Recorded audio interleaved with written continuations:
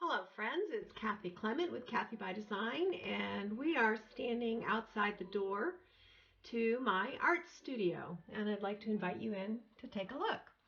This is right off the hallway. I have a bathroom to my left, and this is not a huge room. It's probably about 10 by 12, but it's got nice arched ceilings, and I've worked really hard to maximize the space here. Kind of the heart of the whole room, let's see if I can get the camera so you can see this well, is this work table that my husband built me. This used to be our kitchen table, and when I moved into my new studio, my husband added PVC pipe, you can see that on the bottom, and a flange, and he anchored it to the wall with a 2x4. So this is a really beautiful, about 4 feet square peninsula that's on the back wall of my studio. So we'll come over here. Well, we'll just stay here. And you can see underneath I have all these iris carts, and I love these. It's where I keep all my graphic 45 papers. And then these two carts in the front, we'll walk over here and take a look. This is where I keep all my really reasonable ribbon. And I've got them all. These are little divided carts that I got at Michael's. They have the little squares in there, and I keep my ribbon in here sorted by color, and I just cut pieces of chipboard that are about 1.25 inches wide by about 3.25 inches tall. I wrap the ribbon around them, hold them in place with a straight pin, and then they're all organized in here, so it's easy for me to find ribbon to match my project when I'm working. Then these drawers have various supplies. This is where I keep all my felt for my felt flowers and embellishments, and this is where I keep my current collections that I'm working with. And then this on the bottom is my kind of catch-all drawer for supplies. And then over here, this is where I keep all my heartfelt creations, paper flowers that I've already stamped. And then in the middle is some small paper pads, and on the bottom is where I keep all my washi tape. So that's these two little carts, and they roll. They pull out on casters, and then underneath is where I keep all the inventory for my Etsy shop stored in plastic bins. So we'll come over here to the door. You can see it looks out into my living room and my hallway.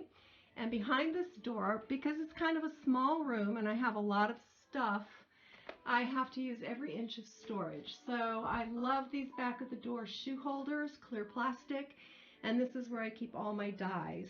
And it's a great way to maximize your space. And then on the wall behind the door, I have a couple of graphic 45 layouts that I really like that I just put there to decorate. Then moving left, this is one of my, let me back up. So you can see this is my computer desk area, and really the only time I work here is when I am blogging or editing photos. But I like this wall. I've got these shelves where I have supplies and inspirational items to kind of inspire me.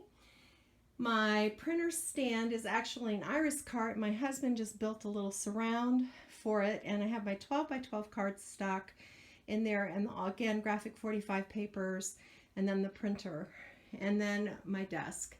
This I picked up at Habitat for Humanity, which I'm telling you guys, greatest tip you'll ever get is shop for studio furniture at Habitat for Humanity. It is so cheap, and it also helps a good cause. So on top of there, over here I have all the things. I have stuff I use for my quiet time in the morning. I have some ephemera in these cute little sewing drawers. And then this is a new piece. Let me back up.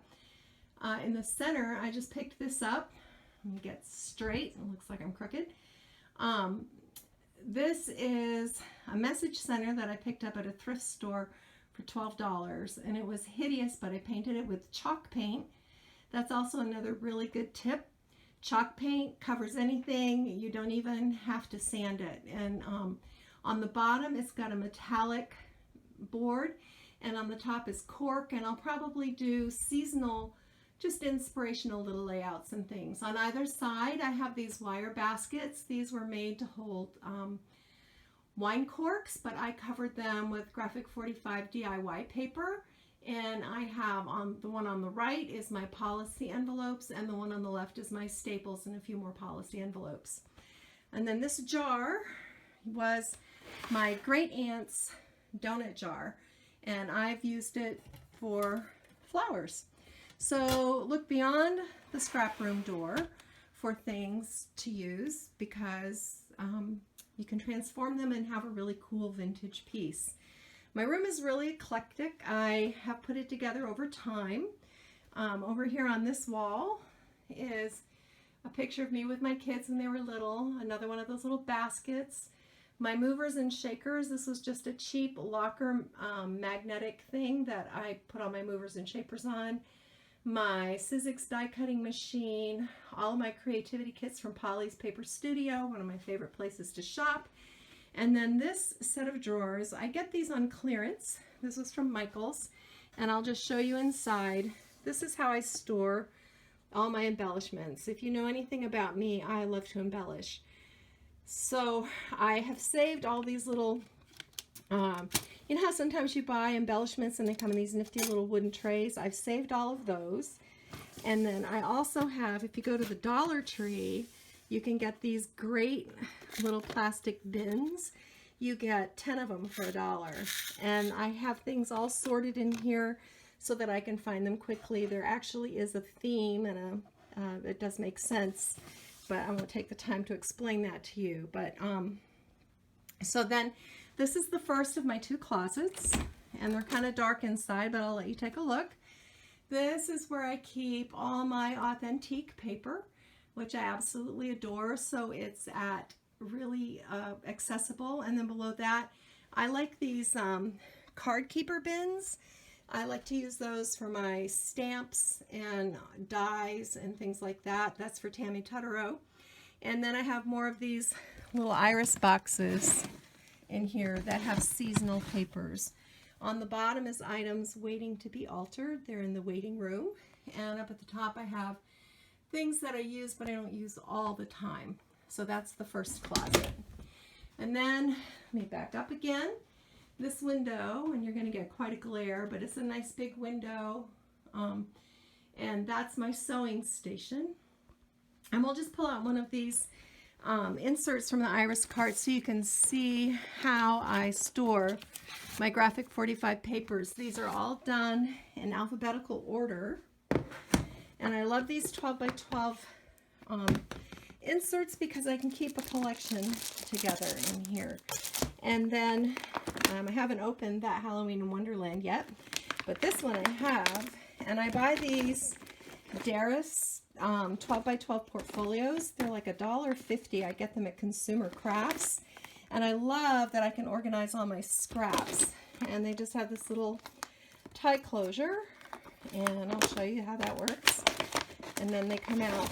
But I also use old envelopes, and I organize my scraps by if it's a focal image, if it's a border piece, if it's just plain scrap, if it's something that I fussy cut. And that way when I get ready to make cards, I start with those envelopes, and it helps me keep things organized. And you can see this just slides right in, and I've labeled everything, and that's a real key for organization in my world. If it's labeled, I tend to remember where it is and I can find it easily, and I keep my labels handy so that I can also find them. Then I have these little divided trays. These are actually used like for bathroom items, but I find they work really great for embellishments that don't fit. And then a basket full of burlap, buttons, more buttons. I love buttons. And then my threads, and I got a nice view of my neighborhood. There's a layout my friend Gloria Stengel made me. I have cards from people I love. And then that brings us to the second closet, which has more paper. And you can see I have everything labeled and organized. My Petaloo flowers are in there. Also a great tip, these cloth bins are fantastic. And I label these. You can get them really cheap if you watch for them to go on sale. And that helps me organize things like crochet thread, O-rings, stuff like that. And that's where I keep my shipping supplies for my Etsy shop. And as you can see, I really like, here's another back of the door, and this has ribbons and punches and things like that. So close this. There is a ribbon rack that I bought ages ago, and my ribbon has overflowed, as you can see, but I still like it and use it. Then this is my cutting station. I have my big spellbinders, which is what I use to cut everything. My guillotine cutter, which is great for chipboard, heavy items. Another lamp, a nut for lights. And then underneath, this is a dresser that I picked up at a yard sale for about 20 bucks. And I love this because it holds all my Sizzix big dies. And they're all organized by category in there. So this is very handy. And then I have some stamps and things in there as well. And then this in the center of my table, this was a little curio cabinet that I picked up at a thrift store for almost nothing. And I have all my distress inks there and oxide inks on the top. And then my Graphic 45 Decades color box there. So now we'll move over to this side of the room. And this is to the right of the door. You can see I have some more layouts there that I love. That's my mixed media area. Those are just wooden cubes that my husband built me with some scrap lumber. And then this little turntable, this is the best kept secret ever. If you go to Harbor Freight, this guy, it's 3 tiers and it spins and it's under $20 because it's not pink and it doesn't say scrapbooking. So this is just a wonderful way to organize. This is where I have a lot of my embossing powders and paints and mixed media items. So again, look beyond the scrapbooking section for things to organize your room. This is actually a Tupperware container that was designed to hold like spice packets and stuff, but it's great for my paints.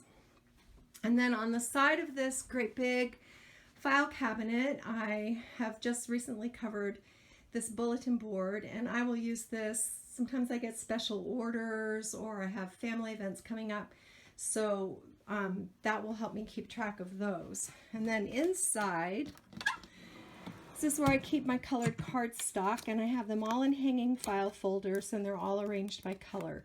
So that when I want to mat, I really love to mat my layers in my cards, or if I want to make a colored card base, everything is right here for me. And then I also have business things that I keep on the bottom. And then over here on this wall, I found this CD rack at a yard sale for $2. It makes a great stamp holder. And then beneath that, there is, I have a thing for buttons, y'all. It's a problem, but I use them. I don't just hoard them. And I keep them all in cute little jars, sorted by color. I keep them out and handy because then I will use them. And then to the left of that is my Zutter Bow It All tool. Again, I keep this out, and a lot of you have commented about my bows. This is why my bows are beautiful. It's because I use this machine. You can get it at reallyreasonableRibbon.com, and you will fall in love with it. It's fantastic. And then all these cubes are storage for various supplies. Like here is my Graphic 45 tags. And I have them all sorted by color and size so that when I need them, I can just reach in and grab them. And on this side, I have, these are my alpha tags, and there are some loose staples and Ziploc bags in there. So everything is organized. This is the color cardstock that I use all the time. And then this is another great tip. If you ever shop at Costco or Sam's or BJ's, they have these clementines that come in these wooden crates. Don't throw those away, paint them. This is where I store all my glimmer mist. And these are sturdy, sturdy cardboard crates that I painted black. And I have my distress paints in there. So more mixed media, colored pencils, watercolors, blah, blah, blah. And then down here is this really cool rolling cart that I got from Michael's for $30. It's like a Rascog, only Michael's makes it. And that's where I keep embossing powders, glitters, beads, more buttons, because I have a problem with buttons, y'all. And then this is my main workstation. Oh, here is a printer's tray That's where I keep all my re-inkers for my distress ink and my alcohol inks and all of that sort of things. Also little tiny itty bitty spools of thread. This is my main workstation. This is where I work standing up. I find it just works better for me. I get sleepy when I sit down. So on this table is everything that I use all the time. And you're probably wondering, why does she have a bin of cut up priority mail? This is what I use instead of foam tabs. I cut these into pieces and I use these to back the layers in my cards to add dimension. It's recycling, it's cheap, it works, and I love it. My little tonic cutter that I use all the time, and then lights. This is what I use every time I craft. That's why it's here. And then these are next in line. So I try to keep everything close at hand and organized. This little tray, because I'm on design teams, when I use a product, it goes in the tray. Then when it comes time for me to write up my project, all my supplies are in here and I don't have to worry, did I leave something out? One last thing, I have a very clever son and he built all these vintage looking sewing boxes for me, like sewing machine drawers. I just love these. They're one of my favorite things ever. And this is where I keep punches, my crocodiles, my tape runners, all my paintbrushes, embellishments that I use on my cards. And I just love these. I love the way they look and I love the way they function. So I think I've pretty much covered everything. We'll just pan the room from the door all the way around so you can get one last look. And again, it's not a huge room, so I had to really make everything functional. I didn't want to spend a fortune, so I've used a lot of yard sale pieces, things my husband has built, repurposed kitchen items, stuff from thrift stores, all of that. But this is my happy place. This is where I spend all my time. So thanks for spending a few minutes here with me. I wish you lots of joy and creativity, and go get your craft on, because that's what I'm